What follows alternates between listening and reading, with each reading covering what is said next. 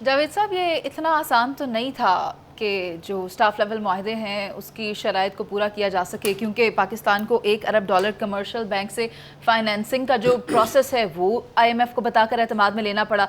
फिर जो पेट्रोल पर सब्सिडी दी उस पर भी एतमाद में लेना पड़ा, लेकिन IMF पेट्रोल पर जो सब्सिडी दी गई उस पर अभी तक एतमाद में आया नहीं। तो क्या ये आसान होगा? बिल्कुल आसान नहीं है, और मुस्तकबिल करीब में भी ये एग्रीमेंट नहीं होने जा रहा। मैं बड़े बावसूख ज़राए से बात कर रहा हूँ, मुस्तकबिल करीब में भी ये एग्रीमेंट नहीं होने जा रहा, डिस्पाइट कि ये गारंटियाँ हो गई हैं। स्टाफ लेवल एग्रीमेंट के बाद जो बोर्ड मीटिंग होनी है जिसने अप्रूवल देना है, उसका अभी दूर दूर तक कोई नामो निशान नहीं है। इसलिए ये बात तो रखें, उसके पीछे बड़ी गुफ्तगू है, और सबसे बड़ी वजह उसकी जो हम हमेशा बात करते हैं कि अगर आपने मईशत को दुरुस्त करना है तो मुल्क के अंदर सियासी इस्तेहकाम लेकर आएँ।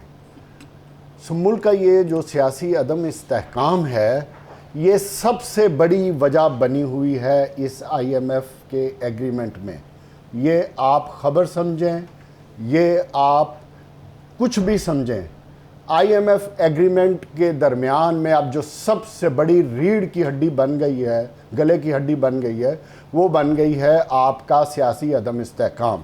और पाकिस्तान जैसा मुल्क जिसको अगर IMF अप्रूव कर देता है तो फिर दुनिया के तमाम डोनर्स आ जाएंगे, तो वो तमाम रिस्क पे चले जाएंगे। कॉमन सेंस की बात है। तो IMF को पूरी दुनिया के जो डोनर्स हैं, वर्ल्ड बैंक से लेके एशियन डेवलपमेंट बैंक और ये जो दोस्त ममालिक हमारे हैं सो कॉल्ड, इनके पैसों की गारंटी के लिए पाकिस्तान में स्टेबिलिटी चाहिए। ये बात आप जहन में रखें, और ये हमारे हुक्मरानों को समझ लेना चाहिए। अच्छा। और जो हमें कहानियाँ सुनाते हैं कि कौम पे बोझ डाल दिया, कौन सा बोझ?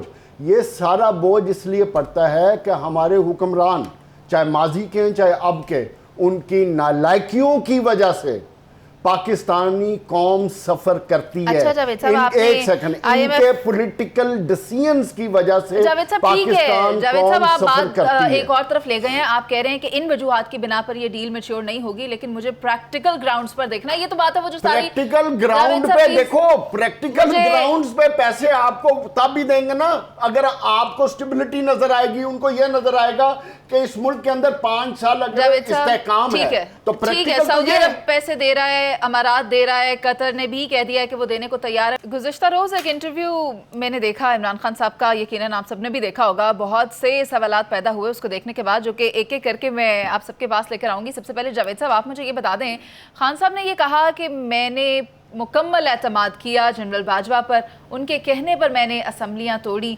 और आप बताएं कि खान साहब ने अगर उनके कहने पर ये असम्बलियाँ तोड़ी हैं तो फिर इतना वक्त क्यों लग गया, 5-6 माह का वक्त क्यों लग गया कि पिछले आर्मी चीफ ने उन्हें कहा और वो ये कर रहे हैं जब न्यू आर्मी चीफ अपॉइंट हो चुके हुए हैं? क्या सोच विचार थी बीच में? देखो मुनीज़, हमारे ना सियासतदानों से लेकर दानिश्वरों की, और दानिश्वरों से लेके जो लोग इंफॉर्मेशन रखती हैं, जजेस हजरात और ये ब्यूरोक्रेट्स, इनको अचानक याद आता है कि सच ये है, जब वक़्त होता है उस वक़्त कोई फ़ैसले नहीं करते। अब इमरान खान जनाब बाजवा पे डाल रहे हैं तो इमरान खान को सोचना ये चाहिए कि फ़ैसला तो आपने करना था ना। आप पॉलिटिकल लीडर, आप पॉलिटिकल पार्टी के लीडर थे ना, जनाब बाजवा तो नहीं थे।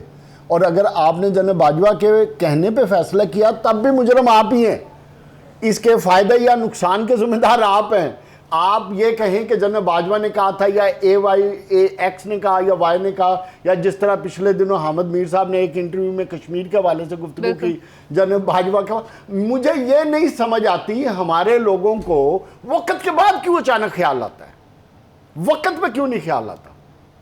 चाहे हमारे जजेस हैं, चाहे हमारे, आपने देखा पिछले 2 साल में जो ऑडियो लीक्स आई, हमारे जो एक्स चीफ जस्टिस थे गिलगित बल्तिस्तान के साकिब निसार के हवाले से, मतलब ये ड्रामेबाजी, ये कौम के साथ मुनाफकत है, मैं समझता हूँ। ये तमाम अक्रॉस द बोर्ड तमाम पॉलिटिकल लीडरशिप, बदकिस्मती ये है कि ये फैसले मुल्क को कौम के मफाद में नहीं करते।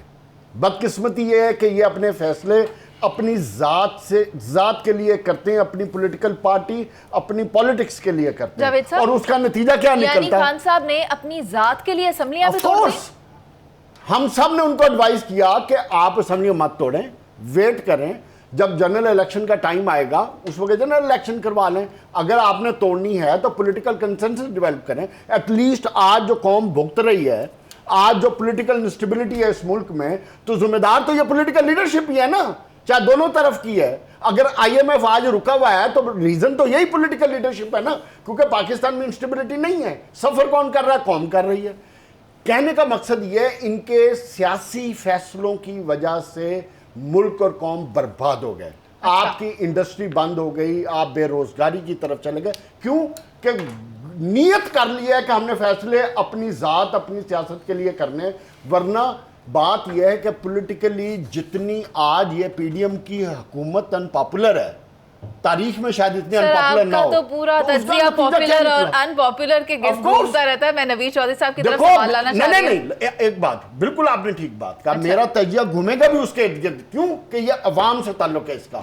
तकलीफ भी अवाम, मुझे या आपको नहीं है तकलीफ, तकलीफ अवाम को है, इन पॉलिटिकल लीडरशिप को नहीं है। सर, आपको नहीं इनके होगी, गलत फैसलों मुझे की बहुत वजह। तकलीफ है। तो बस फिर बात तो यही है। अच्छा नवीद चौधरी साहब, आप ये इस बता कौम का दें, सोचते नहीं है। ठीक है, अब मैं चाहती हूँ जावेद साहब आप ये बता दें कि इंतखाबात वैसे तो होने वाले हैं मगर चीज़ें क्लियर हो नहीं रही। खान साहब ने टिकटें सबको दे दी हैं और बाकियों की तैयारी कोई नहीं है।